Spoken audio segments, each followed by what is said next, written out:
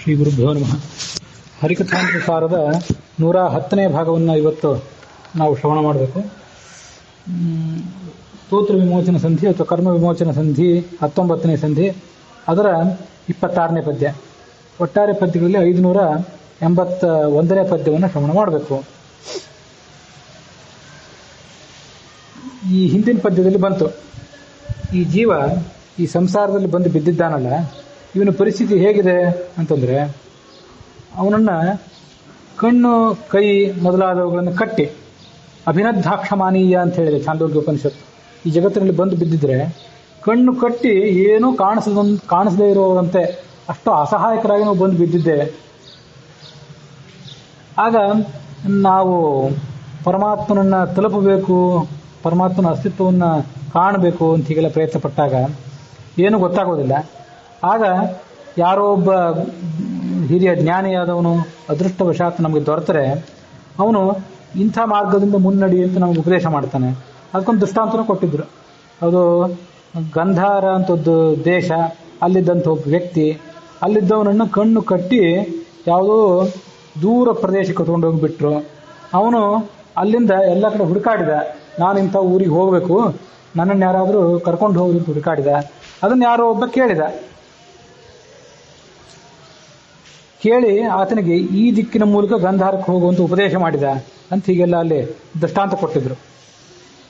ಹೀಗೆ ಒಬ್ಬ ಹಿರಿಯ ಜ್ಞಾನಿಯಾದವನು ತತ್ವ ಮಾರ್ಗದ ಒಂದು ಪರಿಚಯ ಮಾಡಿಸಿದರೆ ಮುಂದೆ ಏನು ಮಾಡಬೇಕು, ಮನುಷ್ಯ ಎಷ್ಟು ಪ್ರಯತ್ನ ಪಡಬೇಕು, ಅದನ್ನು ಈ ಪದ್ಯದಲ್ಲಿ ಹೇಳ್ತಾರೆ. ಶ್ರುತಿ ಪುರಾಣ ಸಮೂಹದಳು ಭಾರತ ಪ್ರತಿ ಪದಗಳಳು ನಿರ್ಜಿತನ ಗುಣರೂಪಗಳ ಹುಡುಕುತ ಪರಮ ಹರುಷದಲ್ಲಿ ಮತಿಮತರು ಪ್ರತಿ ದಿವಸ ಸಾರಸ್ವತ ಸಮುದ್ರದಿ ಶಫರಿ ಎಂದದಿ ಸಂತತ ಸಂಚರಿಸುವರು ಕಾಣುವ ಲವಲವಿಕೆಯಿಂದ.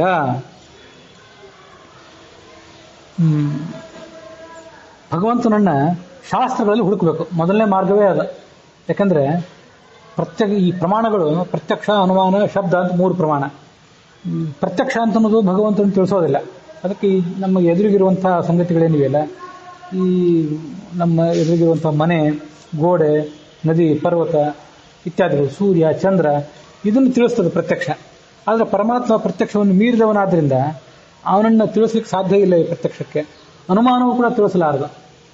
ಅದನ್ನು ಕೂಡ ಹಿಂದೆ ಬೇಕಾಸ್ಪಾರಿ ನಾವು ನೋಡಿದ್ದೆವು.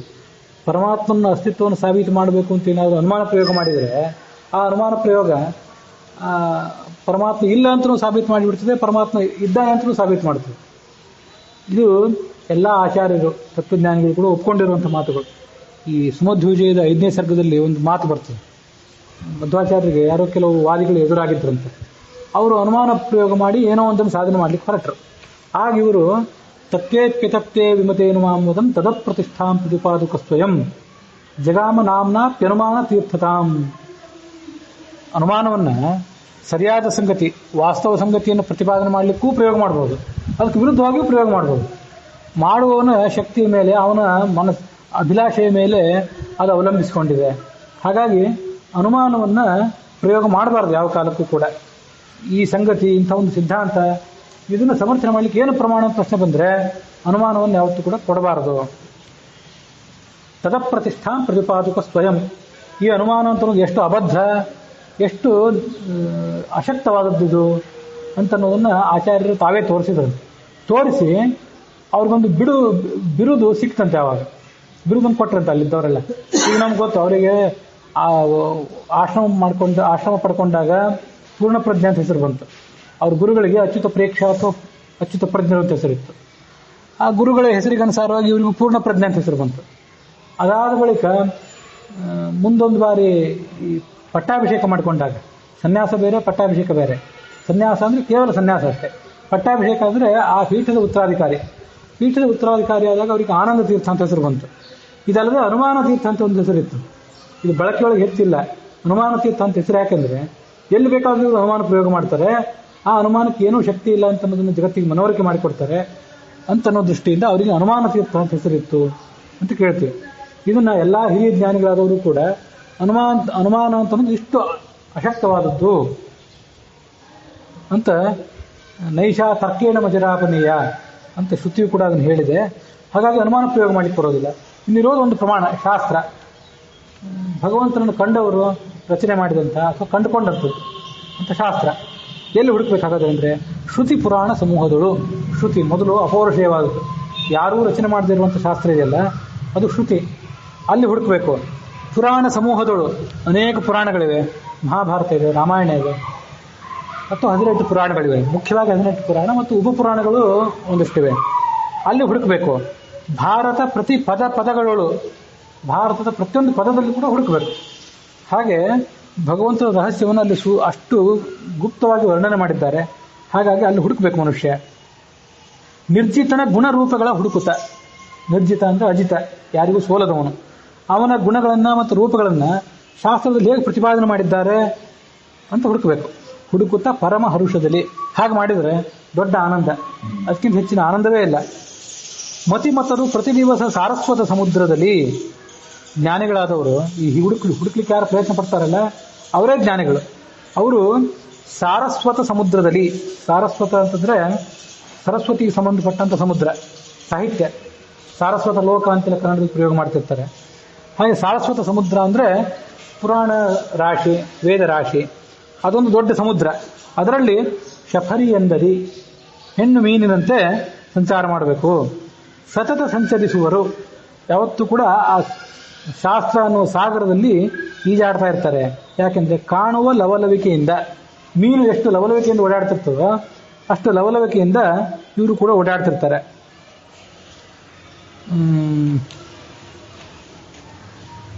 ನಮ್ಮನ್ನ ಇಲ್ಲಿ ಶಫರಿ ಅಂತ ವರ್ಣನೆ ಮಾಡಿದ್ದಾರೆ. ಶಫರಿ ಅಂದ್ರೆ ಹೆಣ್ಣು ಮೀನು. ಶಫರಿ ಅಂತ ಸ್ತ್ರೀಲಿಂಗ ಯಾಕೆ ವರ್ಣನೆ ಮಾಡಿದ್ರು ಅಂತಂದ್ರೆ ಅದು ಗಂಡು ಮೀನು ಅದೊಂದೇ. ಆ ಗಂಡು ಮೀನಿಗೆ ಹೋಲಿಸಿದ್ರೆ ಈ ಉಳಿದ ಎಲ್ಲಾ ಜೀವರು ಕೂಡ ಹೆಣ್ಣು ಮೀನುಗಳೇ. ಸುಖಮಯ ಮೀನ ಹೇ ಭವಮಮ ಶರಣಂ ಅಂತ ಅಷ್ಟು ದೊಡ್ಡ ಗಂಡು ಮೀನದು. ಅದಕ್ಕೆ ಹೋಲಿಸಿದ್ರೆ ಇವರೆಲ್ಲ ಪತ್ನಿ ಅಂತ, ಅದಕ್ಕೆ ದಾಸರು. ಹಾಗಾಗಿ ಶಫರಿ ಎಂದದೆ. ಆ ಶಫರಿ ಮತ್ತು ಮೀನನ್ನು ಉದಾಹರಣೆ ಕೊಟ್ಟರು. ಮೀನು ಒಂದು ಕ್ಷಣ ಸುಮ್ಮನೆ ಇರೋದಿಲ್ಲ, ಅಷ್ಟು ಲವಲವಿಕೆಯಿಂದ ಏನೂ ಬೇಸರ ಇಲ್ಲದೆ ಆ ಕಡೆ ಈ ಕಡೆ ಸಂಚಾರ ಮಾಡ್ತಿರ್ತದೆ. ಶಾಸ್ತ್ರ ಸಾಗರದಲ್ಲಿ ಅಷ್ಟು ಸಂಚಾರ ಮಾಡಿದೆ. ಹೀಗೆ ಆತ್ಮಾವ ಅರೇ ದೃಷ್ಟವ್ಯ, ಪರಮಾತ್ಮನ ನೋಡಬೇಕು. ಮೊದಲೇನು ಮಾಡಬೇಕು? ಶ್ರೋತವ್ಯ, ಮೊದಲು ಶ್ರವಣ ಮಾಡಬೇಕು ಶಾಸ್ತ್ರಗಳ ಮೂಲಕ. ನಾವಾಗಿ ಓದಬೇಕು, ಅದು ಬೇರೆ ಯಾರು ಹೇಳಿದ್ದನ್ನು ಕೇಳಬೇಕು. ಮುಂದೆ ಕೇಳಿದ್ದನ್ನು ಓದಿದ್ದನ್ನು ಮನನ ಮಾಡಬೇಕು. ಇದೇ ಮಾರ್ಗ. ಇದು ದೊಡ್ಡ ಸಂತೋಷ. ಪ್ರತಿ ದಿವಸವೂ ಕೂಡ ಈ ಕೆಲಸವನ್ನು ಮಾಡಬೇಕು. ವೇದೈಶ್ಚ ಸರ್ವೈರಹಮೇವ ವೇದ್ಯೋ ವೇದಾಂತ ಕೃತ್ವೇದ ವಿದೇವಚಾಹಂ. ಭಗವದ್ಗೀತಾದಲ್ಲಿ 15ನೇ ಅಧ್ಯಾಯದಲ್ಲಿ ಕೃಷ್ಣ ಹೇಳಿದ್ದು ಅದನ್ನೇ. ವೇದೈಶ್ಚ ಸರ್ವೈರಹಮೇವ ವೇದ್ಯ, ಎಲ್ಲಾ ವೇದಗಳು ನನ್ನನ್ನೇ ತಿಳಿಸೋದು, ಮತ್ತೆ ವೇದ ಬಿಟ್ಟರೆ ವೇದ ಯಾವುದನ್ನು ನನ್ನನ್ನು ತಿಳಿಸೋದಿಲ್ಲ. ವೇದಗಳು ಮತ್ತೆ ಪುರಾಣಗಳು ಇತ್ಯಾದಿ ಗ್ರಂಥಗಳು. ವೇದಶಾಸ್ತ್ರ ವಿನೋದೇನ ಪ್ರೀಣಯನ್ ಪುರುಷೋತ್ತಮಂ ಅಹಶೇಷಂ ನಯೇತ್ ಸಂಧ್ಯಾಂ ಉಪಾಸೀತಾತ ಪೂರ್ವವತ್. ಸದಾಚಾರ ಸ್ಮೃತಿ ಅಂತ ಏನು ಗ್ರಂಥ ಇದೆಯಲ್ಲ, ಅಲ್ಲಿ ಬರೋ ಮಾತಿದೆ. ಬೆಳಗ್ಗೆ ಎದ್ದು ಸ್ನಾನ ಇತ್ಯಾದಿಗಳು ಮಾಡಬೇಕು, ಸಂಧ್ಯಾವಂದನೆ ಮಾಡಬೇಕು, ಭೋಜನ ಮಾಡಬೇಕು. ಅದೆಲ್ಲ ಆದ್ಮೇಲೆ ಮುಂದೆ ಏನು ಮಾಡಬೇಕು? ಅಹಶೇಷಂ, ಹಗಲಿನ ಉಳಿದ ಭಾಗವನ್ನು ಭಗವಂತನಿಗೆ ಪ್ರೀತಿಯಾಗುವಂತೆ ನಡ್ಕೊಳ್ಬೇಕು. ಹೇಗೆ ನಡ್ಕೊಳ್ಳೋದಂದ್ರೆ ವೇದಶಾಸ್ತ್ರ ವಿನೋದೇನ, ವೇದಶಾಸ್ತ್ರಗಳನ್ನು ಪುರಾಣಗಳನ್ನು ಅಧ್ಯಯನ ಮಾಡ್ತಾ ಭಗವಂತನಿಗೆ ಪ್ರೀತಿಕರ ಆಗುವಂತೆ ನಡ್ಕೊಂಡು ಹಗಲನ್ನು ಕಳೆದು ಮತ್ತೆ ಸಾಯಂಕಾಲ ಹಿಂದಿನಂತೆ ಸಂಧ್ಯೋಪಾಸನೆ, ಪ್ರವಚನ, ಸಾಯಂಕಾಲದ ದೇವರ ಪೂಜೆ ಇತ್ಯಾದಿಗಳನ್ನು ಮಾಡಬೇಕು. ಸದಾಚಾರ ಸಂಸ್ಥೆಯ ಶ್ಲೋಕ ಅದು.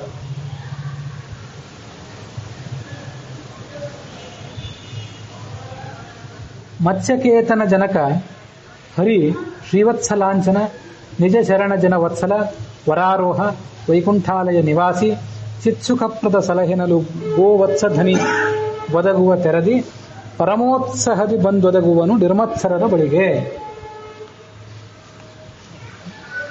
ಮತ್ಸ್ಯಕೇತನ ಜನಕ, ಈ ಪರಮಾತ್ಮ ಯಾವ ಲಾಂಛನ ಇದ್ದವನು ಅಂತಂದ್ರೆ, ಈ ಮತ್ಸ್ಯಕೇತನ ಅಂತಂದ್ರೆ ಮತ್ಸ್ಯಧ್ವಜ ಇದ್ದವನು ಕಾಮ, ಮನ್ಮಥ.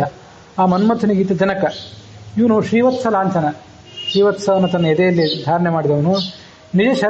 ನಿಜ ಶರಣ ಜನ ವತ್ಸಲ, ತನ್ನ ಯಾರು ಶರಣಾಗತರಾಗಿ ಬಂದಿರ್ತಾರೆ ಅವರನ್ನು ಕಾಪಾಡ್ತಾನೆ. ವರಾರೋಹ,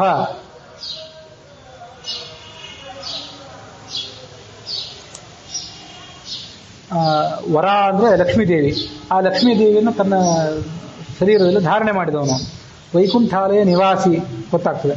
ಚಿತ್ ಸುಖಪ್ರದ, ಚಿತ್ತೊಂದು ಜ್ಞಾನ, ಸುಖ ಅಂದ್ರೆ ಆನಂದ, ಇವುಗಳನ್ನು ಕೊಡುವಂಥವನು ಭಕ್ತರಿಗೆ. ಸಲಹೆನಲು, ಹೀಗೆ ನನ್ನನ್ನು ಕಾಪಾಡು ಅಂತ ಕೇಳ್ಕೊಂಡ್ರೆ ಗೋ ವತ್ಸ ಧ್ವನಿ ಗೊದಗುವ ತೆರದಿ. ಗೋ, ಈ ಆಕಳು ತನ್ನ ಕರು ಕರೆದಾಗ ಹೇಗೆ ಓಡಿ ಬರ್ತದೋ ಅದರಂತೆ ಪರಮೋತ್ಸಾಹದಿ ಬಂದು ಒದಗುವನು. ಈ ಭಕ್ತನನ್ನು ಕರಿತಿದ್ದಾನಲ್ಲ ಅಂತ ಓಡಿ ಓಡಿ ಬರ್ತಾನೆ. ಅದು ಅವನ ಗುಣ. ಯಾರ ಬಳಿಗೆ ಅಂದರೆ ನಿರ್ಮತ್ಸರರ ಬಳಿಗೆ. ಆದರೆ ಹೊಟ್ಟೆ ಕಿಚ್ಚು ಇಂಥ ದುಷ್ಟ ಸ್ವಭಾವ ಮಾತ್ರ ಮನುಷ್ಯನಲ್ಲಿ ಇರಬಾರ್ದು. ಅಂಥ ದುರ್ಗುಣ ಇಲ್ಲದೇ ಇದ್ದವರ ಬಳಿಗೆ ಆತ ಧಾವಿಸಿ ಬರ್ತಾನೆ.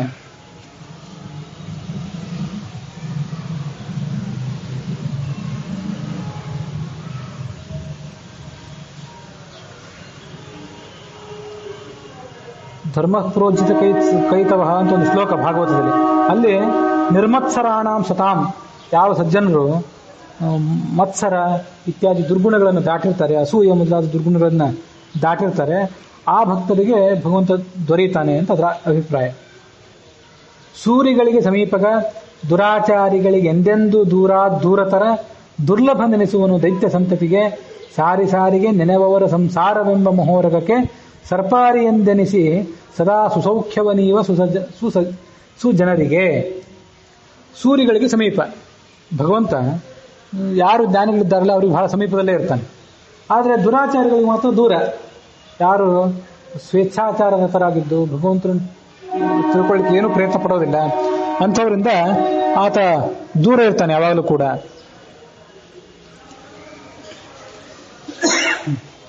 ದುರ್ಲಭ ನೆನೆಸುವನು ದೈತ್ಯ ಸಂತತಿಗೆ. ಯಾರು ದುಷ್ಟರಾಗಿದ್ದು ಭಗವಂತನನ್ನು ಧ್ಯಾನ ಮಾಡಲಿಕ್ಕೆ ಅಪೇಕ್ಷೆ ಪಡೋದಿಲ್ಲ ಅವರಿಗೆ ಆತ ದುರ್ಲಭ. ಅವರು ಆತನನ್ನು ಪಡ್ಕೊಳ್ಳಾರರು. ಹೆಜ್ಜೆ ಹೆಜ್ಜೆಗೂ ಯಾರು ತನ್ನನ್ನು ನೆನೀತಾರೆ ಅಂಥವರಿಗೆ ಆತ ಸಂಸಾರವನ್ನು ಪರಿಹಾರ ಮಾಡ್ತಾನೆ. ಸಂಸಾರವನ್ನು ಪರಿಹಾರ ಮಾಡೋದು ಹೇಗೆ? ಸಂಸಾರ ಅನ್ನೋದು ಒಂದು ದೊಡ್ಡ ಹಾವು. ಆ ಹಾವು ನಮಗೀಗ ಬಂದು ತೊಂದರೆ ಕೊಡ್ತಿದೆ. ಆ ತೊಂದರೆ ಕೊಡ್ತಿರುವಂಥ ಹಾವಿಗೆ ಈತ ಗರುಡನಂತೆ ಇದ್ದಾನೆ. ಅವನು ನಮಗೆ ಆ ಹಾವಿನ ಭಯದಿಂದ ಕಾಪಾಡಿ ಸುಖ ಕೊಡ್ತಾನೆ ಸಜ್ಜನರಿಗೆ. ಈ ನ್ಯಾಯಸುಧಾದಲ್ಲಿ ಟೀಕಾಚಾರ್ಯರು ಒಂದು ಶ್ಲೋಕ ರಚನೆ ಮಾಡಿದ್ದಾರೆ. ಕುಪಿತಾ ಹಿ ಫಣಚ್ಛಾಯಾ ಸಮೀಕೃತ್ಯ ಪರಂ ಸುಖಂ ಸೇವಂತೆ ಯತ್ಪದಂ ಧೀರಾಹ ತಮ್ವಂದೇ ರಮಣಂ ಶ್ರಿಯಃ ಅಂತ. ಜ್ಞಾನಿಗಳಾದವರು ಸಂಸಾರ ಸುಖವನ್ನು ನಿರ್ಲಕ್ಷ್ಯ ಮಾಡ್ತಾರೆ. ಭಗವಂತನ ಬಳಿಗೆ ಬಂದು ಆತನ ನಮಸ್ಕಾರ ಮಾಡ್ತಾರೆ. ಯಾಕೆ ಅಂತಂದ್ರೆ ಕುಪಿತಾ ಹಿ ಫಣಚ್ಛಾಯಾ ಸಮೀಕೃತ್ಯ ಅಪರಂ ಸುಖಂ. ಪರಸುಖ ಅಂದ್ರೆ ಅದು ದೊಡ್ಡ ಸುಖ ಅಂದ್ರೆ ಮೋಕ್ಷ ಸುಖ. ಇಲ್ಲಿ ಸಿಗೋ ಸುಖ ಇದೆಯಲ್ಲ ಇದು ಅಪರ ಸುಖ. ಯಾಕೆಂದ್ರೆ ಕುಪಿತ ಅಹಿ ಫಣ ಛಾಯ. ಒಂದು ಕಪ್ಪೆ ಒಂದು ನೆರಳು ಸಿಕ್ತು ಅಂತ ಒಂದು ಕಡೆ ಕುತ್ಕೊಳ್ತಂತೆ ಹೋಗಿ. ಅದು ಏನು ನೆರಳು ಅಂದ್ರೆ ಫಣ ಛಾಯ, ಹೆಡೆಯ ನೆರಳು. ಯಾವುದರ ಹೆಡೆಯ ನೆರಳು? ಕುಪಿತ ಅಹಿ ಫಣ, ಕೆರಳಿದ ಬುಸುಗುಟ್ಟುವಂತ ಹಾವಿನ ಹೆಡೆಯ ನೆರಳು. ಅಲ್ಲಿ ಆ ಕಪ್ಪೆ ಹೋಗಿ ಕುತ್ಕೊಂಡಿದೆ. ಕಪ್ಪೆ ಅಂದ್ರೇ, ಕಪ್ಪೆದ ಉದಾಹರಣೆ ಯಾಕೆ ಕೊಡ್ತಾರೆ ಅಂತಂದ್ರೆ ಕಪ್ಪೆಗೆ ವೇಗವಾಗಿ ಚಲನೆ ಮಾಡ್ಲಿಕ್ಕೆ ಬರೋದಿಲ್ಲ. ಆ ಹಾವಿನ ಹಿಡಿತದಿಂದ ತಪ್ಪಿಸ್ಕೊಳ್ಬೇಕು ಅಂದ್ರೆ ತಪ್ಪಿಸ್ಕೊಳ್ಳಿಕ್ಕಾಗೋದಿಲ್ಲ. ಮತ್ತೆ ಮಂದ ಬುದ್ಧಿ ಬೇರೆ. ನಾನಿರುವ ಜಗತ್ತೇ ಇಷ್ಟೇ, ಇದು ತನಗೆ ಬರುವಂತಹ ಅಪಾಯ, ತನಗೆ ಬರುವ ಸಮಸ್ಯೆಗಳು ಯಾವುದನ್ನು ತಿಳಿಯದಂಥದ್ದು ಆ ಕಪ್ಪೆ. ಆ ಕಪ್ಪೆಗೆ ನಮ್ಮನ್ನು ಹೋಲಿಸಿದ್ದಾರೆ.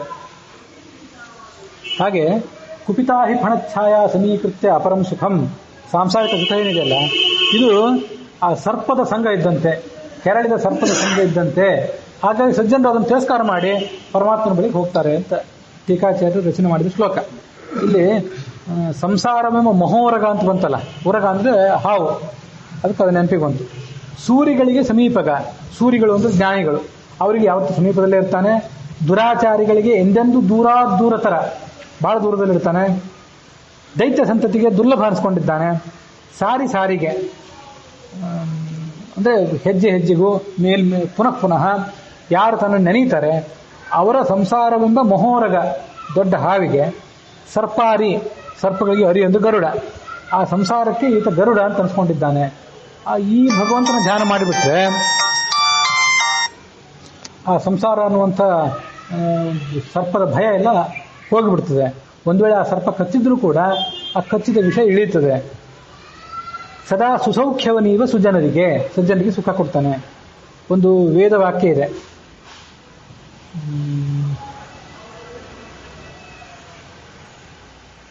ದೂರತರಮ್ಯತ್ತು ತದೇ ವಾಂತಿಕಮಂತಿಕಾತ್. ಭಗವಂತ ಸಮೀಪದಲ್ಲಿದ್ದಾನೆ ಅಂದ್ರೆ ಸಮೀಪದಲ್ಲಿದ್ದಾನೆ, ಹೌದು, ಆದರೂ ದೂರದಲ್ಲಿದ್ದಾನೆ. ದೂರತರಂ ತದೇವ ಅಂತಿಕಮಂತಿಕಾತ್. ಎಲ್ಲರಿಗಿಂತ ಅತ್ಯಂತ ಸಮೀಪದಲ್ಲಿರುವುದು ಅವನೇ, ಅದು ದೂರ ಇರುವುದು ಅವನೇ. ತದೇಜತಿ ತನ್ನೇಜತಿ ತದ್ದೂರೇ ತದ್ವಂತಿಕೆ. ಈಶಾವಾಸ್ಯ ಉಪನಿಷತ್ತು. ತದ್ ಏಜತಿ, ಆ ಭಗವಂತ ಸಂಚಾರ ಮಾಡ್ತಿದ್ದಾನೆ.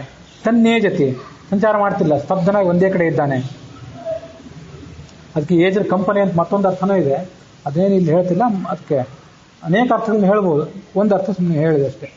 ತದ್ದೂರೇ ತದ್ವಂತಿಕೆ, ತತ್ ಆ ಪರಮಾತ್ಮ ಇದೆಯಲ್ಲ ಅದು ಬಹಳ ದೂರದಲ್ಲಿದೆ. ಹಾಗಾದ್ರೆ ಅದನ್ನು ತಿರಸ್ಕಾರ ಮಾಡಿಬಿಡೋಣ, ನಮ್ಗೆ ತಲುಪ್ತದೋ ಇಲ್ಲೋ, ಹೋಲಿಕ್ಕೆ ಸಾಧ್ಯ ಆಗ್ತದೋ ಇಲ್ಲೋ ಅಂದರೆ ಹಾಗೆ ವಿಚಾರ ಮಾಡಬೇಡ್ರಿ. ತದ್ವಂತಿಕೆ, ಅದು ಸಮೀಪದಲ್ಲೇ ಇದೆ. ಹೀಗೆ ದೂರತರನಾದವನು ಸಮೀಪವೂ ಇದ್ದವನು. ಯಾರಿಗೆ ಅಂತಂದ್ರೆ ಸಜ್ಜನರಿಗೆ ಸಮೀಪ, ದುರ್ಜನರಿಗೆ ದೂರ.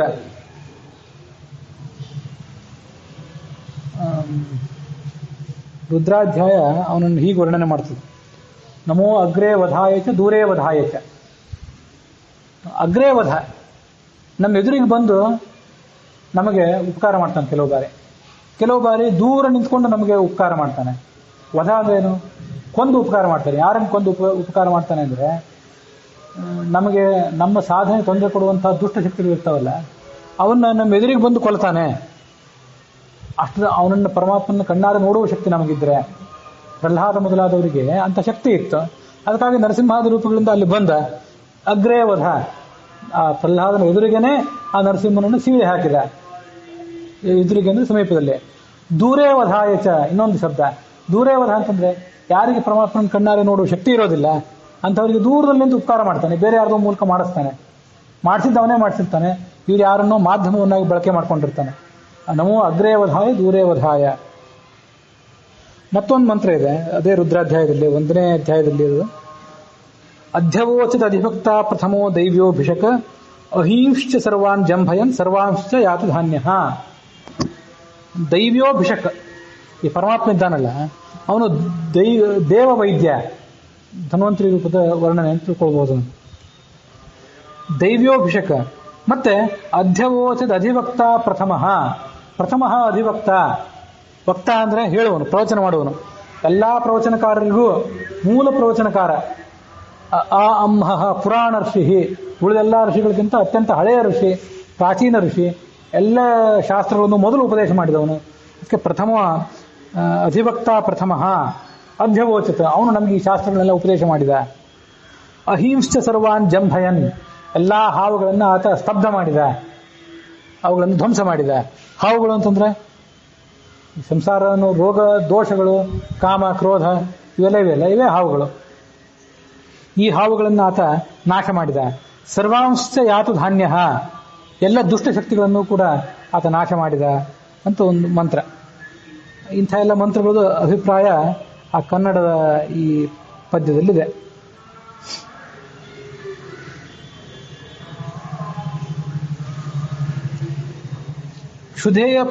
ಕ್ಷುಧೆಯ ಗೋಸುಗ ಪೋಗಿ ಕಾನನ ಬದರಿ ಫಲಗಳ ಅಪೇಕ್ಷೆಯಿಂದಲೇ ಪೊದೆಯೊಳಗೆ ಸಿಗಬಿದ್ದು ಬಾಯಿ ತೆರದಂತೆ ವಿಧಿಪಿತಿನ ಪೂಜಿಸದೆ ನಿನ್ನಯ ಉದರ ಕೋಸುಗ ಸಾಧುಲಿಂಗ ಪ್ರದರ್ಶಕರ ಆರಾಧಿಸುತ್ತ ಬಳಲದಿರು ಭವದೊಳಗೆ. ಆ ಪದ್ಯ ಇಲ್ಲೇ ಇದೆಯೋ ಮುಂದೆಲ್ಲೇ ಇದೆ? ಅಲ್ಲೇ ಸ್ವಲ್ಪ ಹಿಂದೆ ಮುಂದಿದೆ ಅಷ್ಟೇ. ಅದು ಈ ಕೆಲವು ಪುಸ್ತಕಗಳಲ್ಲಿ ಈ ಪದ್ಯ ಎಲ್ಲ ಇವೆ. ಒಂದು 5-6 ಪದ್ಯ ಹಿಂದೆ ಅಥವಾ ಮುಂದೆ ಇದ್ದಿರ್ಬೇಕು.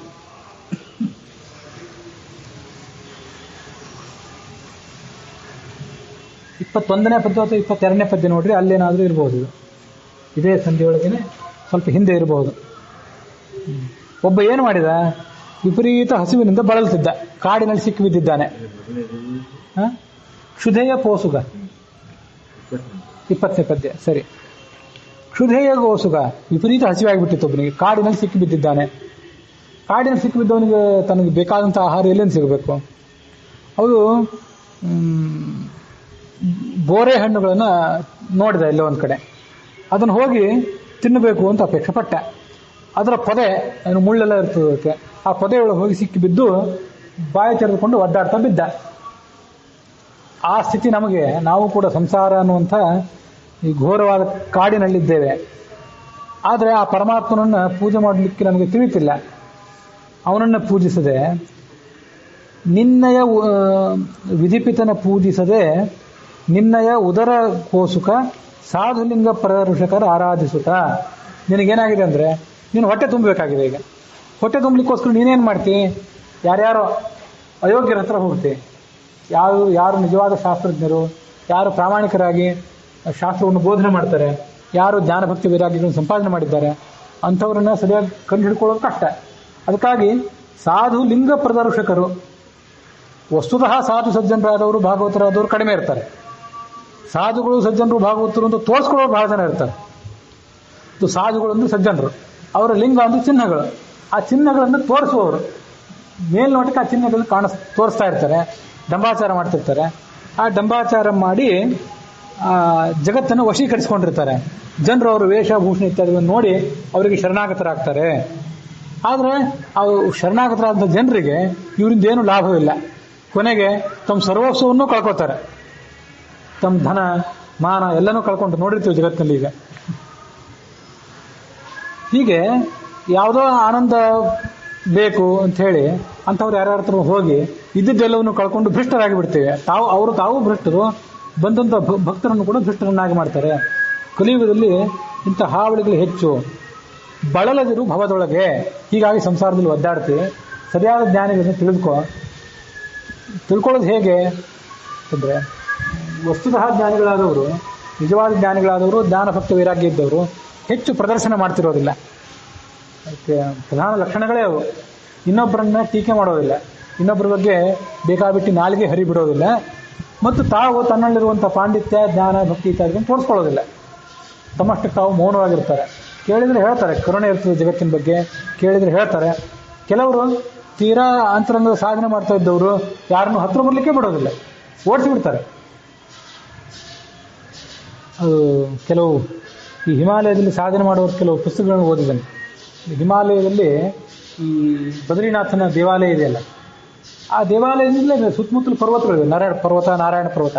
ಅಲ್ಲೇ ಮೇಲೆ ನೋಡಿದರೆ ಅಲ್ಲ ಹೋಗೋದು ಕಷ್ಟ ಆಗ್ತದೆ, ಯಾಕಂದರೆ ಆಮ್ಲಜನಕದ ಕೊರತೆ ಇರ್ತದೆ. ಅಲ್ಲಲ್ಲಿ ಮೇಲ್ಮೇಲೆ ದುರ್ಬೀನ್ ಹಿಡಿದ್ರೆ ಕಾಣಿಸ್ತದೆ. ಸಣ್ಣ ಸಣ್ಣ ಗುಹೆಗಳಲ್ಲಿ ಕೆಲವು ಸಾಧು ಸಂತರು ವಾಸ ಮಾಡ್ಕೊಂಡಿರ್ತಾರೆ, ಏಕಾಂತದಲ್ಲಿರ್ತಾರೆ. ಅವರೆಲ್ಲ ಕೆಲವರು ಯಾರೆಷ್ಟು ಸಾಧನೆ ಮಾಡಿರ್ತಾರೋ ಅವರಲ್ಲಿ ಕಪಟಿಗಳು ಯಾರು, ವಾಸ್ತವಿಕವಾದ ಸಾಧನೆ ಮಾಡಿದವರು ಯಾರು ನಮಗೆ ಗೊತ್ತಾಗೋದಿಲ್ಲ. ಅಂಥವ್ರಲ್ಲಿ ಯಾವನೋ ಒಬ್ಬ ಸಮೀಪ ಯಾರು ಬಂದು ಕಲ್ತ್ಕೊಂಡು ಹೊಡೆದು ಓಡಿಸಿಬಿಡ್ತಿದ್ದಂತೆ. ಇಂಥ ವಿಚಿತ್ರ ಸ್ವಭಾವದವರು, ಅಂಥ ವಿಲಕ್ಷಣ ಸ್ವಭಾವದವರು ಇರ್ತಾರೆ. ಯಾರನ್ನೂ ಸಮೀಪ ಅವರು ಬರ್ಲಿಕ್ಕೆ ಬಿಡೋದಿಲ್ಲ. ಕ್ಷುಧೆಯ ಗೋಸುಗ, ಕ್ಷುಧೆ ಅಂದರೆ ಹಸಿವೆ ಪರಿಹಾರಕ್ಕೋಸ್ಕರ ಕಾನನ ಹೋಗಿ, ಕಾಡಿಗೆ ಹೋಗಿ ಬದರಿ ಫಲಗಳ ಅಪೇಕ್ಷೆಯಿಂದಲೇ, ಬೋರೆ ಹಣ್ಣುಗಳನ್ನು ತಿನ್ನಬೇಕು ಅನ್ನೋ ಅಪೇಕ್ಷೆಯಿಂದ ಪೊದೆಯೊಳಗೆ ಸಿಗಬಿದ್ದು, ಆ ಮುಳ್ಳು ಕಂಟೆಯೊಳಗೆ ಸಿಕ್ಕಿಬಿದ್ದು ಬಾಯಿ ತೆರೆದವನ ತೆರೆದಂತೆ ಅಲ್ಲಿ ಹೋಗಿ ಬಾಯಿ ಬಿಟ್ಕೊಂಡು ಒದ್ದಾಡ್ತಾ ಇರ್ತಾನೆ ಒಬ್ಬ ಮನುಷ್ಯ. ಅದರಂತೆ ವಿಧಿಪಿತನ ಪೂಜಿಸದೆ, ಆ ಭಗವಂತನನ್ನು ಪೂಜಿಸಬೇಕು ಅಂತ ನಿನಗೆ ತಿಳಿತಾ ಇಲ್ಲ, ನಿನ್ನಯ ಉದರ ಕೋಸುಗ, ನಿನ್ನ ಹೊಟ್ಟೆಪಾಡಿಗಾಗಿ ಯಾರ್ಯಾತ್ರನೂ ಹೋಗ್ತಿ. ಅವರೆಂಥವರಾಗಿರ್ತಾರೆ? ಸಾಧು ಲಿಂಗ ಪ್ರದರ್ಶಕರು. ಲಿಂಗ ಅಂದ್ರೆ ಲಕ್ಷಣಗಳು. ಸಾಧು ಲಕ್ಷಣಗಳನ್ನು ತೋರಿಸ್ತಾರೆ ಹೊರತು ವಾಸ್ತವಿಕವಾಗಿ ಅವರು ಭಕ್ತರಾಗಿರೋದಿಲ್ಲ, ಯಾವುದೇ ಸ್ಥಾನಮಾನವೂ ಕೂಡ ಅವ್ರಿಗೆ ಇರೋದಿಲ್ಲ. ಪ್ರದರ್ಶಕರ ಆರಾಧಿಸುತ್ತ ಬಳಲದಿರು ಭವದೊಳಗೆ. ಇಂಥವ್ರ ಹತ್ರ ಹೋಗಿ ನೀನು ಮೋಸ ಹೋಗಬೇಡ, ಸರಿಯಾದ ಜ್ಞಾನಿಗಳನ್ನು ಹುಡುಕಿ ತಿಳಿದುಕೋ. ತದ್ವಿಜ್ಞಾನಾರ್ಥಂ ಸ ಗುರುಮೇವಾಭಿಗಚ್ಚೇತ್ ಸಮಿತ್ಪಾಣಿ ಶ್ರೋತ್ರಿಯಂ ಬ್ರಹ್ಮನಿಷ್ಠಂ. ಆಗಿನ ಕಾಲದಲ್ಲಿ ಗುರುಗಳ ಹತ್ರ ಹೋಗೋದಂದ್ರೆ ಕೈಯಲ್ಲಿ ಒಂದಿಷ್ಟು ಸಮಿತ್ತು ಪಾಣಿ ಇತ್ಯಾದಿಗಳನ್ನ ಸಮಿತ್ತಲ್ಲಿ ಇಟ್ಕೊಂಡು ಆ ಗುರುಗಳ ಹತ್ರ ಹೋಗಬೇಕು. ನಾನು ನಿಮ್ಮ ಶಿಷ್ಯನಾಗಿ ಬಂದಿದ್ದೇನೆ, ನನ್ನನ್ನು ಸ್ವೀಕಾರ ಮಾಡಿರಿ ಅಂತ. ಈಗ ನಾನು ಹಿಮಾಲಯದ ಗುರುವಿಂದ ಹೆಸರು ಹೇಳಿದ್ನಲ್ಲ, ಕಲ್ತ್ಕೊಂಡು ಹೊಡೆದು ಓಡಿಸಿಬಿಡ್ತಿದ್ದಾನೆ. ಹಾಗೆ ನಿಜವಾದ ಜ್ಞಾನಿಗಳಾದವರು ತಮ್ಮ ಹತ್ರ ಎಲ್ಲರನ್ನೂ ಬಿಟ್ಕೊಳ್ಳೋದೇ ಇಲ್ಲ, ಪರೀಕ್ಷೆ ಮಾಡಿ ಬಿಟ್ಕೋತಾರೆ. ಬಂದರೂ ಏನಾದರೂ ಜಿಜ್ಞಾಸೆ ಇದೆಯಾ ಅಂತ ಕೇಳಬೇಕು ಅಂದರೆ ಎಷ್ಟೋ ವರ್ಷಗಳ ಸುಮ್ಮನೆ ಅವ್ರು ಪರೀಕ್ಷೆ ಮಾಡ್ತಾರೆ ಬಂದವರನ್ನ. ಅದೆಲ್ಲ ಆದಮೇಲೆ ಅವ್ರ ಯೋಗ್ಯತೆಯನ್ನು ನೋಡಿ ಹೇಳ್ತಾರೆ. ಹೊರತು ತಮ್ಮ ಹತ್ರ ಜನ ಬರಲಿ ಅಂಥೇಳಿ ಅವರು ಬೋರ್ಡ್ ಹಾಕೊಂಡು ಕೂತ್ಕೊಂಡಿರೋದಿಲ್ಲ. ಸಮಾಜದ ಆಕರ್ಷಣೆ ಆ ವಾಸ್ತವಿಕ ಜ್ಞಾನ ಸಂಪಾದನೆ ಮಾಡಿದವರಿಗೆ, ನಿಜವಾದ ಗುರು ಆದವನಿಗೆ ಅಂಥ ಒಂದು ಸಮಾಜದ ಆಕರ್ಷಣೆ ಇರೋದಿಲ್ಲ. ಏಕಾಂತದ ಸಾಧನೆ ಮಾಡಲಿಕ್ಕೆ ಅಪೇಕ್ಷೆ ಪಡ್ತಾನೆ. ಚಕ್ರಶಂಖ ಗದಾಬ್ಜ ಧರ ದುರತಿಕ್ರಮ ದುರಾವಾಸ ವಿಧಿ ಶಿವ ಶಕ್ರ ಸೂರ್ಯಾದ್ಯಮರ ಪೂಜ್ಯ ಪದಾಬ್ಜ ನಿರ್ಲಜ್ಜ ಶುಕ್ರ ಶಿಷ್ಯನ ಅಶ್ವಮೇಧ ಪ್ರಕ್ರಿಯವ ಕೆಡಿಸ್ಯಂಜ ಅಬ್ಜಜಾಂಡವ ಅತಿಕ್ರಮಿಸಿ ಜಾಹ್ನವಿಯ ಪಡೆದ ತ್ರಿವಿಕ್ರಮಾಹ್ವಯನು. ಇಲ್ಲಿ ಆ ತ್ರಿವಿಕ್ರಮ ರೂಪಿಯಾದಂಥ ಭಗವಂತನನ್ನು ವರ್ಣನೆ ಮಾಡ್ತಾರೆ. ಅವನೆಂಥವನು ಶಂಖ ಚಕ್ರ ಗದಾ ಪದ್ಮಗಳನ್ನು ಧಾರಣೆ ಮಾಡಿದ್ದಾನೆ. ಯಾರು ಕೂಡ ಅವನನ್ನು ಮೀರಲಾರರು ಮತ್ತು ವಶಪಡಿಸಿಕೊಳ್ಳಿಕ್ಕೆ ಕೂಡ ಸಾಧ್ಯವಿಲ್ಲ. ಎಲ್ಲ ದೇವತೆಗಳ ಸೇವೆಯನ್ನು ಸ್ವೀಕಾರ ಮಾಡುವಂಥವನು. ಮತ್ತೆ ನಿರ್ಲಜ್ಜ ಅಂತ ಭಗವಂತನ ವರ್ಣನೆ ಮಾಡ್ತಾರೆ. ಏನು ನಿರ್ಲಜ್ಜ ಅಂತಂದ್ರೆ, ನಮಗೆ ನಿರ್ಲಜ್ಜ ಮಾನ ಮರ್ಯಾದೆ ಇಲ್ಲದವನು ನಾವು ಯಾರ್ಯಾರನ್ನೂ ಬೈತಿರ್ತೀವಿ ಜಗತ್ತಿನಲ್ಲಿ. ಯಾವ ಸಂಗತಿಗೆ ಸಂಬಂಧಪಟ್ಟಂತೆ ನಾಚ್ಕೋಬೇಕು ಅದ್ರ ಬಗ್ಗೆ ನಾಚದೆ ಹೋದ್ರೆ, ಮರ್ಯಾದೆ ಇಲ್ಲದೆ ಹೋದ್ರೆ ಅಂಥವ್ರನ್ನ ನಾವು ಹೀಗಳಿಯೋ ಪದ, ಅದು ಬಯ್ಯೋ ಪದ. ಅವನಿಗೆ ಯಾಕೆ ನಿರ್ಲಜ್ಜ ಅಂತ ಕರೀತಾರೆ ಅಂತಂದ್ರೆ, ಲಜ್ಜೆಗೊಳಗಾಗಬೇಕಂತ ಯಾವ ಕೆಲಸವನ್ನು ಆತ ಮಾಡಿದವನಲ್ಲ, ಯಾವುದೇ ದೋಷ ಇಲ್ಲದೆ ಇದ್ದವನು ಅಂತ ಅದಕ್ಕೆ ಅರ್ಥ ಅಷ್ಟೆ. ಶುಕ್ರ ಶಿಷ್ಯನ ಅಶ್ವಮೇಧ ಪ್ರಕ್ರಿಯೆಯ ಕೆಡಿಸಿ. ಶುಕ್ರಾಚಾರ್ಯ ಶಿಷ್ಯ ಬಲಿಚಕ್ರವರ್ತಿ ಅವನು ಅಶ್ವಮೇಧ ಯಾಗ ಮಾಡಿ ಇಂದ್ರನ ಸಾಮ್ರಾಜ್ಯವನ್ನು ವಶಪಡಿಸಿಕೊಂಡಿದ್ದ. ಮತ್ತೆ ಆ ಯಜ್ಞಗಳನ್ನು ಮುಂದುವರಿಸಿದ್ದ. ಇವನು ಹೋಗಿ ಆ ಯಜ್ಞವನ್ನು ನಾಶ ಮಾಡಿದ. ಅಂದರೆ ಯಜ್ಞ ನಾಶ ಮಾಡಿದ ಅಂದ್ರೆ ಏನು, ತನಗೊಂದು ದಾನ ಬೇಕು ಅಂತ ಕೇಳಿದ. ದಾನ ಅವನು ಕೊಡ್ತೀನಿ ಅಂತ ಮುಂದಾದಾಗ ಅವನ ಭೂಮಿ ಆಕಾಶವನ್ನು ಎರಡನ್ನೂ ಕೂಡ ತನ್ನ ಪಾದಗಳಿಂದ ಅಳೆದು ಆ ಬಲಿಚಕ್ರವರ್ತಿಯನ್ನು ಸೋಲಿಸಿ ಆತನಿಂದ ತ್ರೈಲೋಕ್ಯದ ಸಾಮ್ರಾಜ್ಯವನ್ನು ಕಿತ್ಕೊಂಡು ಇಂದ್ರನಿಗೆ ಕೊಟ್ಟ. ಇದೇ ಕೆಡಿಸೋದು ಅಂತಂದ್ರೆ. ಅಬ್ಜಜಾಂಡವ ಅತಿಕ್ರಮಿಸಿ ಇಡೀ ಬ್ರಹ್ಮಾಂಡವನ್ನೇ ಆತ ದಾಟಿಬಿಟ್ಟ. ಅತಿಕ್ರಮಿಸಿ ಜಾಹ್ನವಿಯ ಪಡೆದ. ಗಂಗಾ ನದಿಯನ್ನು ಆತ ಹುಟ್ಟಿಸಿದ. ಗಂಗಾ ನದಿಗೆ ಆತ ಜನಕನಾದ. ಇವನಿಗೆ ಹಾಗೆ ತ್ರಿವಿಕ್ರಮ ಅಂತ ಹೆಸರು ಬಂತು. 3 ಹೆಜ್ಜೆಗಳನ್ನು ಇಟ್ಟಿದ್ದರಿಂದ ತ್ರಿವಿಕ್ರಮ ಅಂತ ಅವನಿಗೆ ಹೆಸರು ಬಂತು. ಶಂಖ ಚಕ್ರ ಗದ ಅಬ್ಜಧರ ಇವುಗಳನ್ನು ಧಾರಣೆ ಮಾಡಿದ್ದಾನೆ. ದುರತಿಕ್ರಮ ಇವನ್ಯಾರು ಮೀರಲಾರರು. ದುರ್ಜಯೋ ದುರತಿಕ್ರಮ ಅಂತ ವಿಷ್ಣು ಸಹಸ್ರನಾಮ. ದುರಾವಾಸೋ ದುರಾರ್ಯಹ ಅಂತ ವಿಷ್ಣು ಸಹಸ್ರನಾಮ. ಯಾರು ಅವನನ್ನು ವಶಪಡಿಸಿಕೊಳ್ಳಾರರು. ದುರಾವಾಸ. ವಿಧಿ ಅಂದ್ರೆ ಬ್ರಹ್ಮ, ಶಿವ ಗೊತ್ತು. ಶಕ್ರ ಅಂದ್ರೆ ಇಂದ್ರ, ಸೂರ್ಯಾದಿ ಅಮರರು ಅಂದ್ರೆ ದೇವತೆಗಳು. ಅವರಿಂದ ಪೂಜ್ಯವಾದ ಪಾದಕಮಲ ಇದ್ದವನು ನಿರ್ಲಜ್ಜನಾದವನು. ಶುಕ್ರ ಶಿಷ್ಯನ ಅಶ್ವಮೇಧ ಪ್ರಕ್ರಿಯೆಯನ್ನು ಕೆಡಿಸಿದ. ಅಬ್ಜಜ ಅಂತಂದ್ರೆ ಕಮಲದಲ್ಲಿ ಹುಟ್ಟಿದಂಥ ಚತುರ್ಮುಖ, ಅವನ ಅಂಡವನ್ನು ಅತಿಕ್ರಮಣ ಮಾಡಿದ. ಜಾಹ್ನವಿಯನ್ನು ಪಡೆದ. ಇವನಿಗೆ ತ್ರಿವಿಕ್ರಮ ಅಂತ ಹೆಸರು.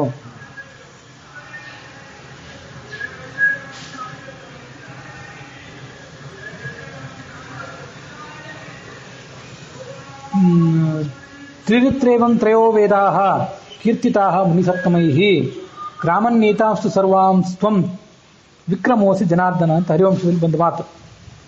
ತ್ರಿವಿಕ್ರಮ ಅಂತಿದೆಯಲ್ಲ, ತ್ರೀಣಿ ಪದ ವಿಚಕ್ರಮೆ ವಿಷ್ಣುರ್ಗೋಪ ಅದಾಭ್ಯ ಅಂತ ಈ ವಿಷ್ಣು ಸೂಕ್ತ ಅದರ ವರ್ಣನೆ. ಅವನು 3 ಹೆಜ್ಜೆಗಳನ್ನು ಇಟ್ಟವನು. 3 ಹೆಜ್ಜೆಗಳನ್ನು ಇಡೋದು ಅಂದ್ರೆ ಏನು, 3 ವೇದಗಳನ್ನು ದಾಟಿದವನು. 3 ವೇದಗಳಿಗೂ ಕೂಡ ಈತನ ಮಹಿಮೆಯನ್ನು ಪೂರ್ಣವಾಗಿ ಹೊಗಳಲಿಕ್ಕಾಗೋದಿಲ್ಲ. ತ್ರಿ ಅನ್ನೋ ಶಬ್ದದಿಂದ 3 ವೇದಗಳನ್ನು ಹೇಳ್ತಾರೆ. ಕ್ರಾಮನ್ ಏತಾಂಸ್ತು ಸರ್ವಾಂಸ್ತ್ವಂ, ಎಲ್ಲಾ ವೇದಗಳನ್ನು ನೀನು ಮೀರಿದವನಾದ್ದರಿಂದ ನಿನಗೆ ವಿಕ್ರಮ ಅಂತ ಹೆಸರು, ತ್ರಿವಿಕ್ರಮ ಅಂತ ಹೆಸರು.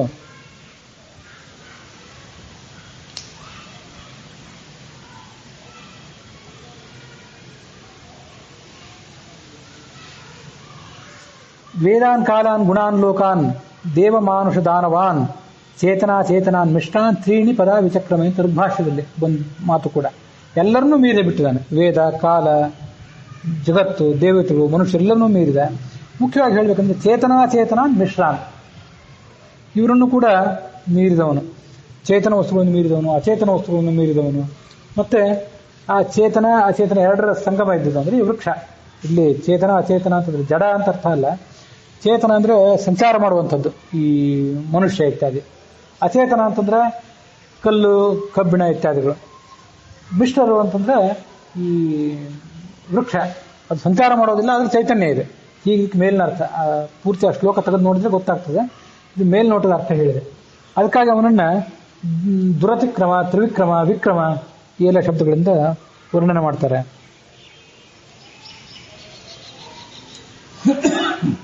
ಶಕ್ತರೆನಿಸುವರಿಲ್ಲ ಹರಿ ವ್ಯತಿರಿಕ್ತ ಸುರಗಣದೊಳಗೆ ಸರ್ವೋದ್ರಿಕ್ತ ನೆನೆಸುವ ಸರ್ವರಿಂದಲೇ ಸರ್ವಕಾಲದಲ್ಲಿ ಭಕ್ತಿಪೂರ್ವಕವಾಗಿ ಅನ್ಯ ಪ್ರಸಕ್ತಿಗಳ ನೀಡ್ಯಾಡಿ ಪರಮಾಸಕ್ತನಾಗಿರು ಹರಿಕಥಾಮೃತ ಪಾನ ವಿಷಯದಲ್ಲಿ. ಭಗವಂತನನ್ನು ಬಿಟ್ಟರೆ ಈ ಜಗತ್ತಿನಲ್ಲಿ ಒಟ್ಟಾರೆ ಅಖಂಡ ವಿಶ್ವದಲ್ಲಿಯೂ ಕೂಡ ಇವನಂತೆ ಸರ್ವಸಮರ್ಥನು ಅನ್ನೋರು ಯಾರೂ ಇಲ್ಲವೇ ಇಲ್ಲ. ಎಲ್ಲರನ್ನೂ ಈತ ಮೀರಿ ನಿಂತಿದ್ದಾನೆ. ಸರ್ವಕಾಲದಲ್ಲಿಯೂ ಸರ್ವರಿಗಿಂತಲೂ ಈತ ಸರ್ವೋತ್ತಮ. ಹಾಗಿರೋದ್ರಿಂದ ಭಕ್ತಿಪೂರ್ವಕವಾಗಿ ಇವನನ್ನು ಧ್ಯಾನ ಮಾಡಿರಿ. ಭಕ್ತಿಪೂರ್ವಕವಾಗಿ ಈ ಜಗತ್ತಿನ ಎಲ್ಲಾ ಸಂಗತಿಗಳನ್ನ, ಲೌಕಿಕ ಸಂಗತಿಗಳನ್ನೆಲ್ಲ ತಿರಸ್ಕಾರ ಮಾಡಿ ಆ ಭಗವಂತನ ಕಥಾಮೃತವನ್ನು ಪಾನ ಮಾಡಿರಿ, ಅದರಲ್ಲಿ ಆಸಕ್ತಿಯನ್ನು ತೋರಿಸಿರಿ. ಸರ್ವೋದ್ರಿಕ್ತ ನೆನೆಸುವ ಸರ್ವರಿಂದಲಿ ಸರ್ವಕಾಲದಲ್ಲಿ, ಎಲ್ಲಾ ಕಾಲದಲ್ಲೂ ಈತನೇ ಸರ್ವೋದ್ರಿಕ್ತ. ಅನಾದಿ ಕಾಲದಿಂದಲೂ ಅನಂತ ಕಾಲದವರೆಗೂ ಈತ ಸರ್ವಜ್ಞ, ಸರ್ವಶಕ್ತ, ಸರ್ವಕರ್ತ ಆದವನು. ಪ್ರಣತ ಕಾಮದ ಭಕ್ತಚಿಂತ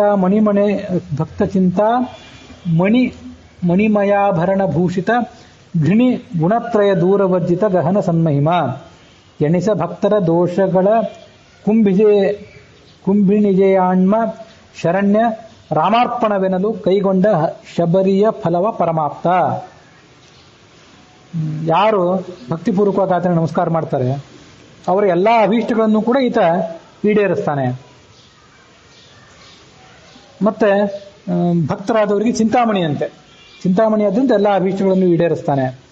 ಮಣಿಮಯವಾದಂತಹ ವಿಚಿತ್ರವಾದಂತಹ ಆಭರಣಗಳನ್ನು ಧಾರಣೆ ಮಾಡಿಕೊಂಡವನು, ಮತ್ತೆ ಕರುಣಾಳುವಾದವನು, ಸತ್ವ ರಜಸ್ತಮಸ್ಸು ಅನ್ನುವಂತಹ 3 ಗುಣಗಳ ಹಿಡಿತಕ್ಕೆ ಸಿಕ್ಕವನಲ್ಲ, ಅತ್ಯಂತ ಗಹನನಾದವನು. ಯಾರಿಗೂ ಪೂರ್ಣವಾಗಿ ಹೀಗೆ ಈತ ಅಂತ ನಿರ್ಧಾರ ಮಾಡ್ಲಿಕ್ಕಾಗೋದಿಲ್ಲ. ದೊಡ್ಡ ಮಹಿಮಾ ಇದ್ದವನು. ಭಕ್ತರ ದೋಷಗಳನ್ನು ಯಾವತ್ತೂ ಕೂಡ ಲೆಕ್ಕಕ್ಕೆ ತಗೊಳ್ಳೋದಿಲ್ಲ. ತಪ್ಪು ಮಾಡಿದ್ದಾರೆ, ತಪ್ಪು ಮಾಡೋದು ಅವ್ರ ಸ್ವಭಾವ, ಅವರನ್ನು ನಾನು ಉದ್ಧಾರ ಮಾಡಬೇಕು ಅಂತ ಉದ್ಧಾರ ಮಾಡ್ತಾನೆ. ಸೀತಾದೇವಿ, ಭೂಮಿಯಿಂದ ಹುಟ್ಟಿದಂತಹ ಭೂಮಿಯ ಮಗಳಾದ ಸೀತಾದೇವಿಯ ಪತಿ ಈತ, ಶರಣಾಗತ ರಕ್ಷಕ. ಆ ಶಬರಿ ರಾಮಾರ್ಪಣ ಅಂತ ಹೇಳ್ತಾ ಹಣ್ಣುಗಳನ್ನು ತಂದಿಟ್ಟಿದ್ಲು. ಅವೆಲ್ಲವನ್ನೂ ಕೂಡ ಈತ ಸ್ವೀಕಾರ ಮಾಡಿದ. ಯಾಕಂದ್ರೆ ಭಕ್ತರಿಗೆ ಈತ ಆಪ್ತ. ಪ್ರಣತರು ಅಂದ್ರೆ ನಮಸ್ಕಾರ ಮಾಡಿದವರು, ಅವರ ಕಾಮಗಳನ್ನು ಅಂದ್ರೆ ಕೊಡುವವನು. ಭಕ್ತರಿಗೆ ಚಿಂತಾಮಣಿಯಂತೆ, ಸ್ವರ್ಗಲೋಕದ ಒಂದು ಮಣಿ, ಅದು ಈ ಸಮಂತಕ ಮಣಿ ಇತ್ತಲ್ಲ ಅಂಥದ್ದು ಇದೊಂದು ಮಣಿ. ಮಣಿಮಯಾಭರಣ ಭೂಷಿತ, ಇದು ಗೊತ್ತು. ಘೃಣ ಅಂದ್ರೆ ಕರುಣ, ಆ ಕರುಣ ಇದ್ದವನು ಅಥವಾ ಸೂರ್ಯನಲ್ಲಿ ಅಂತರ್ಗತನಾದವನು ಅಂತರ್ಥ. ಗುಣತ್ರಯ ದೂರ ವರ್ಜಿತ, ಗುಣತ್ರಯಗಳು ಅಂದ್ರೆ ಸತ್ವ ರಜಸ್ತಮಸ್ ಅನ್ನುವಂಥ 3 ಗುಣಗಳು, ಅವುಗಳಿಂದ ದೂರ ಇದ್ದವನು, ಗಹನನಾದವನು, ಅತ್ಯಂತ ಅಗಾಧವಾದ ವ್ಯಕ್ತಿತ್ವ ಇದ್ದವನು. ಸನ್ಮಹಿಮ, ಇದು ಗೊತ್ತು. ಎಣಿಸ ಭಕ್ತರ ದೋಷಗಳ, ಇದು ನಮ್ಮ ತಪ್ಪುಗಳನ್ನು ಅವನೇನಾದ್ರು ಲೆಕ್ಕ ಹಾಕ್ತಾ ಕೂತ್ರೆ ನಮ್ಮ ಉದ್ಧಾರ ಮಾಡೋರು ಯಾರು? ನಮ್ಮಲ್ಲಿ ನಾವೇನಾದ್ರು ಒಂದು ತಪ್ಪು ಮಾಡಿದ್ರೆ ನಮ್ಮ ಸುತ್ತಮುತ್ತಲವರು ಇವ್ರು ಹೀಗೆ ಮಾಡಿಬಿಟ್ರು ಅಂತ ನಾವು ಎಷ್ಟು ದಿವಸ ನೆನ್ಪಿಟ್ಕೊಂಡಿರ್ತಾರೆ. ನಮ್ಮ ತಪ್ಪನ್ನು ಉಳಿದವ್ರು ನೆನ್ಪಿಟ್ಕೊಂಡಿರ್ತಾರೆ, ಉಳಿದವ್ರ ತಪ್ಪನ್ನು ನಾವು ನೆನ್ಪಿಟ್ಕೊಂಡಿರ್ತೀವಿ. ಆ ತಪ್ಪನ್ನೇ ಮರೆಯೋದಿಲ್ಲ ನಾವು. ಮಾಡಿದ ಒಳ್ಳೆ ಉಪಕಾರಗಳನ್ನೆಲ್ಲ ಮರೆತು ತಪ್ಪು ಮಾತ್ರ ಆವತ್ತು ಹೀಗೆ ಮಾಡಿದ ನಮ್ಗೆ ಇನ್ನೂ ಮರಿಲಿಕ್ಕೆ ಆಗ್ತಿಲ್ಲ ಅಂತ ತಲೆ ಇಟ್ಕೊಂಡು ಕೂತಿರ್ತೀವಿ. ನಾವು ಇದನ್ನ ಲೆಕ್ಕ ಹಾಕಬೇಕು. ಭಗವಂತನು ಒಂದು ವೇಳೆ ಹೀಗೆ ಮಾಡಿದ್ರೆ ನಮಗೆ ಮಾಡಿಲ್ಲ ಅನ್ನೋದೇ ದೊಡ್ಡ ಸೌಭಾಗ್ಯ. ಮತ್ತು ಮಾಡಿಲ್ಲ ಅನ್ನೋದಕ್ಕೆ ಏನು ಗಮಕ? ನಮಗೆ ಪರಮಾತ್ಮ ನಮ್ಮ ಕಡೆ ಅವನ ಕರುಣೆಯ ಕಟಾಕ್ಷ ಬೀರಿದ್ದಾನೆ, ನಮ್ಮ ದೋಷಗಳನ್ನು ಆತ ಲೆಕ್ಕಕ್ಕೆ ತಗೊಳ್ತಾ ಇಲ್ಲ ಅನ್ನೋದಕ್ಕೆ ಏನು ಗಮಕ ಅಂತಂದ್ರೆ ಇಂಥ ಸಂಗತಿಗಳು ನಾವು ಶ್ರವಣ ಮಾಡ್ತಿದ್ದೀವಲ್ಲ ಅದೇ ಗಮಕ. ನಿನ್ನೆಲ್ಲ ಮೊನ್ನೆ ಒಂದು ಪದ್ಯ ಬಂದಿತ್ತು, ಸಜ್ಜನ ಸಮಾಗಮ ಆಗ್ತದೆ ಅಂತಂದ್ರೆ ಭಗವಂತನ ಕರುಣೆ ಪ್ರಾರಂಭ ಆಗಿದೆ ಅಂತ ಅರ್ಥ. ಇಂಥ ಮಾತುಗಳು ನಮಗೆ ಕೇಳ್ತಾ ಇವೆ.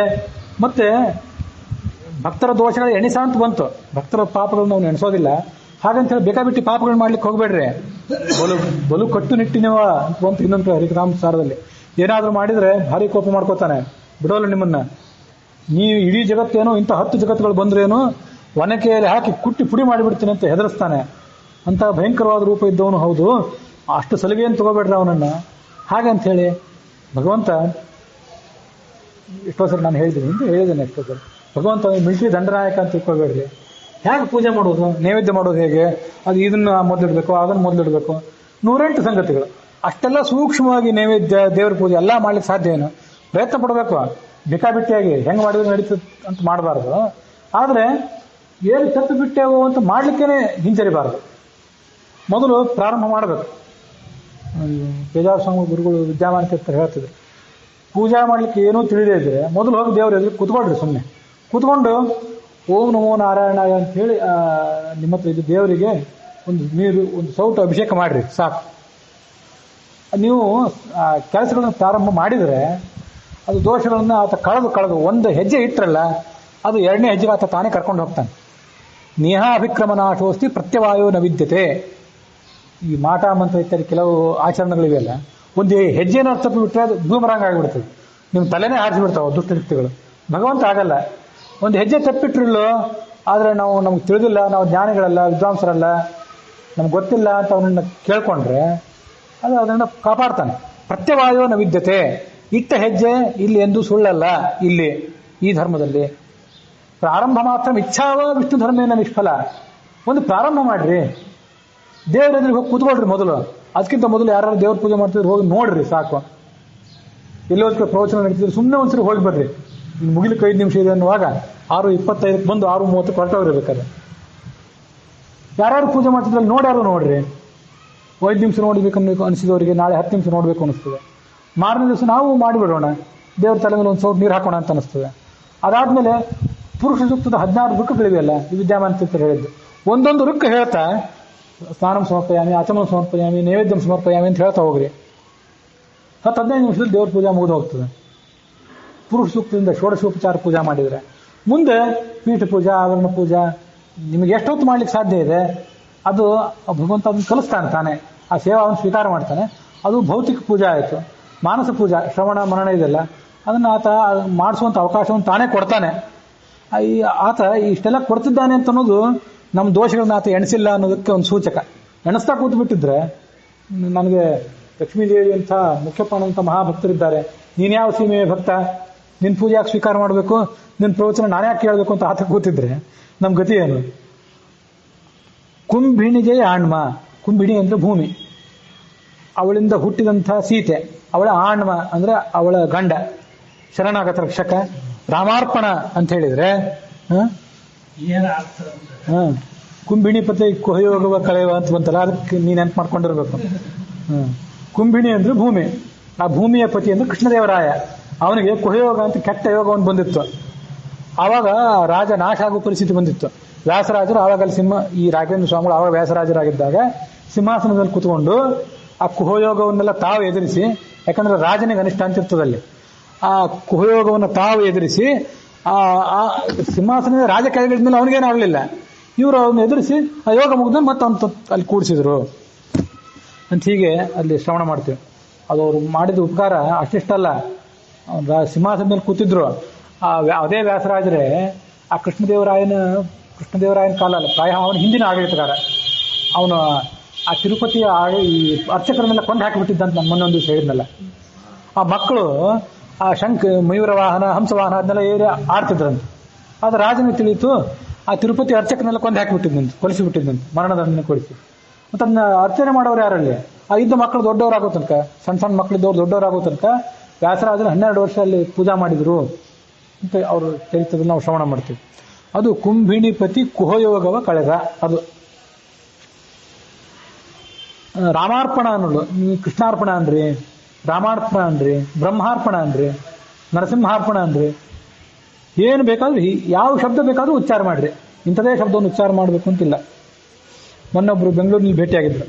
ನಮ್ಮ ಕುಲದೇವರು ನರಸಿಂಹದೇವರು, ಅದು ಯಾವುದೋ ಒಂದು ಊರು ಹೇಳಿದ್ರು, ನೆನಪಿಲ್ಲ ನೋಡ್ರಿ, ಮರ್ತು ಹೋಯ್ತು. ಅಲ್ಲಿ ನರಸಿಂಹದೇವರು ನಮ್ಮದು ಊರು. ಹಾಗಾಗಿ ನಾನು ಎಲ್ಲಿ ವೆಂಕಟರಮಣನ ಗುಡಿಗೆ ಹೋಗಲಿ, ವಿಠೋಬದೇವನ ಗುಡಿಗೆ ಹೋಗಲಿ, ಮತ್ತೆ ಕೃಷ್ಣನ ಗುಡಿಗೆ ಹೋಗಲಿ, ಅಲ್ಲಿ ನರಸಿಂಹದೇವ್ರನ್ನೇ ಕಾಣ್ತೇನೆ. ನರಸಿಂಹದೇವ್ರನ್ನ ಕಂಡು ಅವರಿಗೆ ನಮಸ್ಕಾರ ಮಾಡ್ತೇನೆ. ಮಾಡಬಹುದಾ ಅಂತ ಕೇಳಿದ್ರು. ಏನಿದೆ, ಎಲ್ಲನೂ ಒಂದೇ ರೂಪ. ರಾಮ ನರಸಿಂಹ ಅಂತಿದೆ, ಕೃಷ್ಣ ನರಸಿಂಹ ಅಂತಿದೆ, ವರಾಹ ನರಸಿಂಹ ಅಂತಿದೆ, ರಾಮಗೋಪಾಲ ಅಂತಿದೆ, ಎಲ್ಲ ರೂಪಗಳು ಅವನ್ನವೇ. ಹಾಗಾಗಿ ಮಾಡ್ರಿ ಅಂತ ಅವರು ಕೊನೆಗೆ ದಾಸ ದೀಕ್ಷೆ ತಗೊಂಡ್ರು. ಆ ವ್ಯಕ್ತಿ ತಾವೇ ಹೇಳಿದ್ರು, ಅವರು ರಾಮ ನರಸಿಂಹ ದಾಸರು ಅಂತ ಹೆಸರು ಇಟ್ಕೊಂಡು, ನರಸಿಂಹನ ಹೆಸರು ಅಷ್ಟು ಅವ್ರಿಗೆ ಪ್ರಿಯ, ರಾಮ ನರಸಿಂಹ ದಾಸರು ಅಂತ ಹೆಸರು ಇಟ್ಕೊಂಡು ದಾಸ ದೀಕ್ಷೆ ತಗೊಂಡಿದ್ದಾರೆ. ವಿದ್ವಾಂಸರ ಹತ್ರ ಪಾಠ ಪ್ರವಚನ ಇತ್ಯಾದಿಗಳನ್ನು ಶ್ರವಣ ಮಾಡ್ತಾರೆ. ಹಾಗಾಗಿ ನಿಮ್ಗೇನು ತಿಳಿತದೆ, ಯಾವ ಶಬ್ದದಿಂದ ಕರಿಬೇಕು ಅನಿಸ್ತದೆ ಭಗವಂತನನ್ನ? ಕೃಷ್ಣಾರ್ಪಣ ಅನ್ಬೇಕು ಅಂತಿಲ್ಲ, ಬ್ರಹ್ಮಾರ್ಪಣ ಅನ್ಬೇಕಾರೆ ಓಂ ತತ್ಸತ್ ಬ್ರಹ್ಮಾರ್ಪಣ ವಸ್ತು ಅಂತವ್ರು ಕೆಲವರು. ಯಾವ್ದನ್ನಾದ್ರೂ ಅನ್ರಿ. ಕೈಗೊಂಡ ಶಬರಿಯ ಫಲವ ಪರಮಾಪ್ತ. ಆ ಶಬರಿ ಕೊಟ್ಟಂತ ಫಲವನ್ನ ಆತ ಸ್ವೀಕಾರ ಮಾಡಿದ, ಏನೂ ಹಿಂಜರಿಲಿಲ್ಲ. ಬಲ್ಲೆನೆಂಬುವರಿಲ್ಲ ಈತನ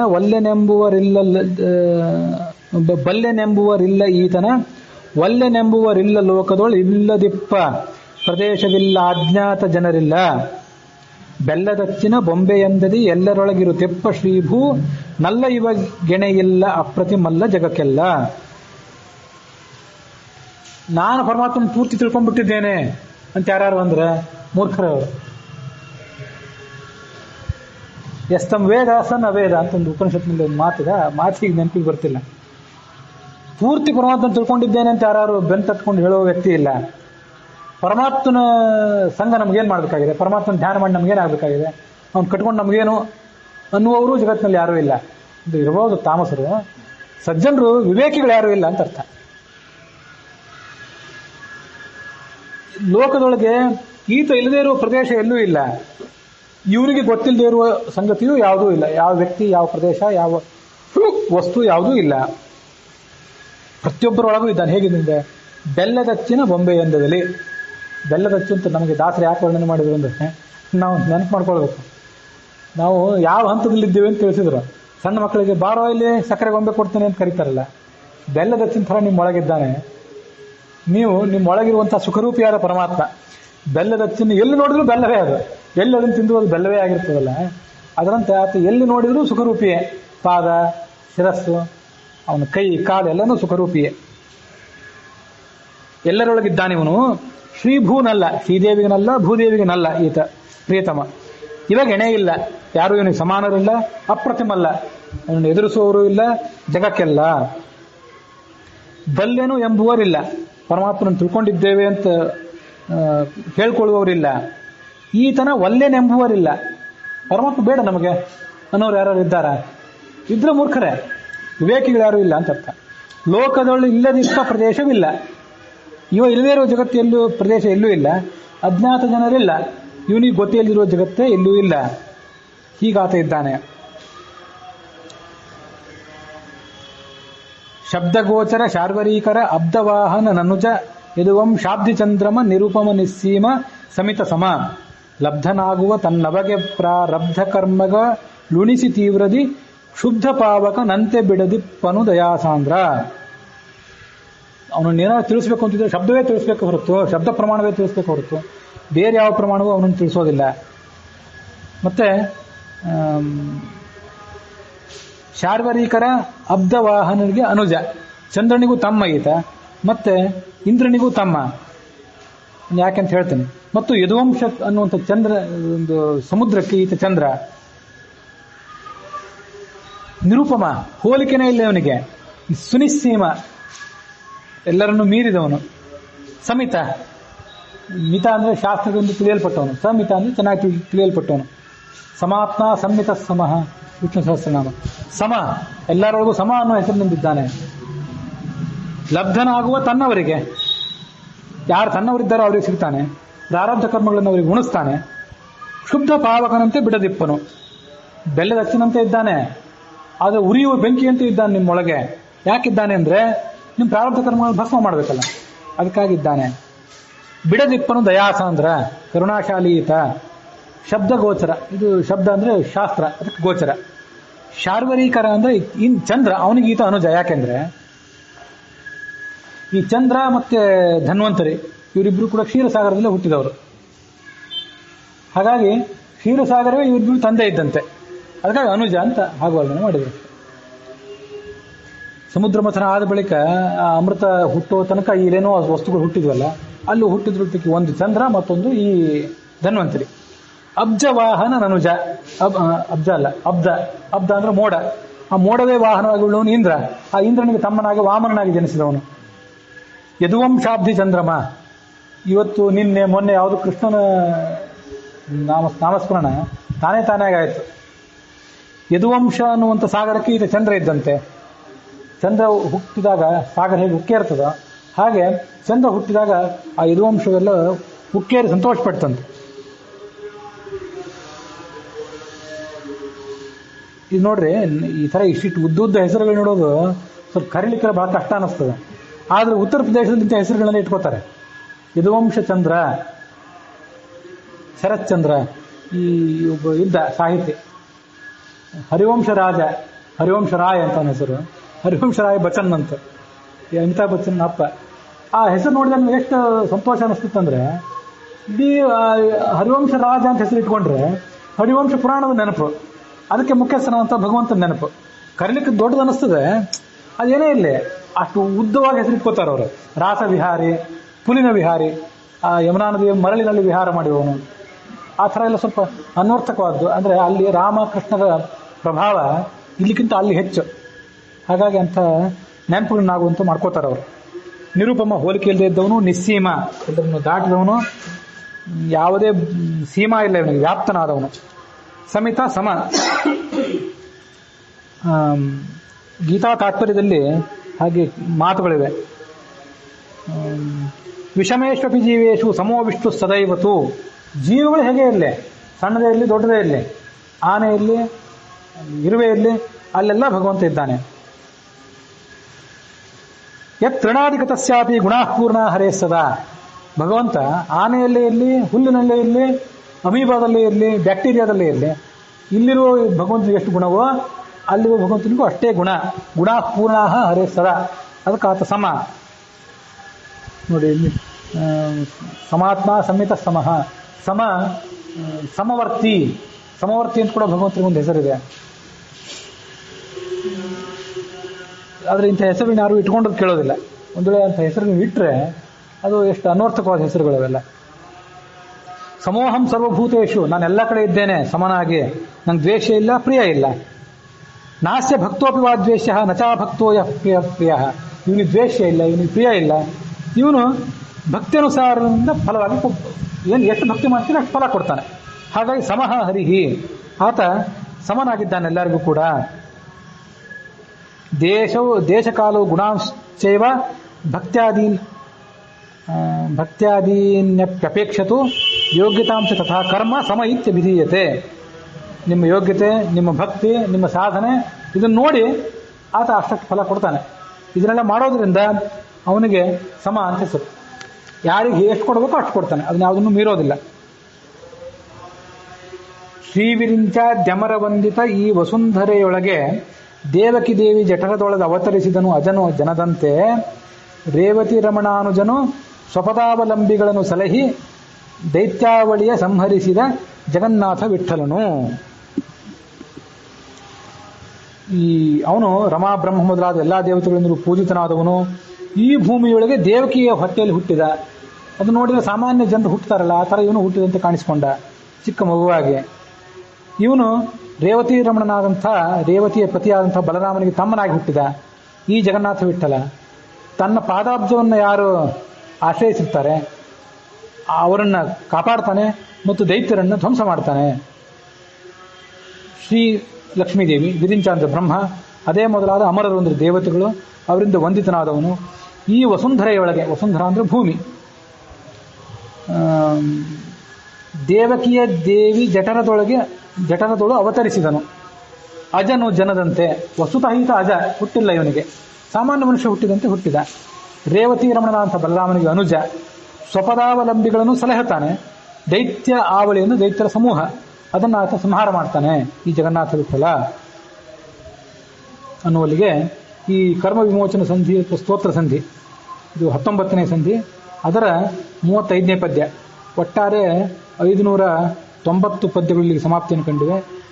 ಈ ಸಂಧಿಯ ಈ ಶ್ರವಣ ಏನಿದೆ ಇದು ಆ ಜಗನ್ನಾಥ ವಿಠಲನ ಆರಾಧ್ಯ ದೈವವಾದಂಥ ಭಾರತೀಯ ಮುಖ್ಯ ಪ್ರಾಣಾಂತರ್ಗತನಾದಂಥ ಆ ಕೃಷ್ಣ ರೂಪಿಯಾದ ಭಗವಂತ ಏನಿದ್ದಾನೆ ಅವನಿಗೆ ಇದು ಅರ್ಪಿತ ಆಗಲಿ ಎನ್ನುವಲ್ಲಿಗೆ ಈ ಭಾಗ ಸಮಾಪ್ತಿಯನ್ನು ಕಂಡಿದೆ.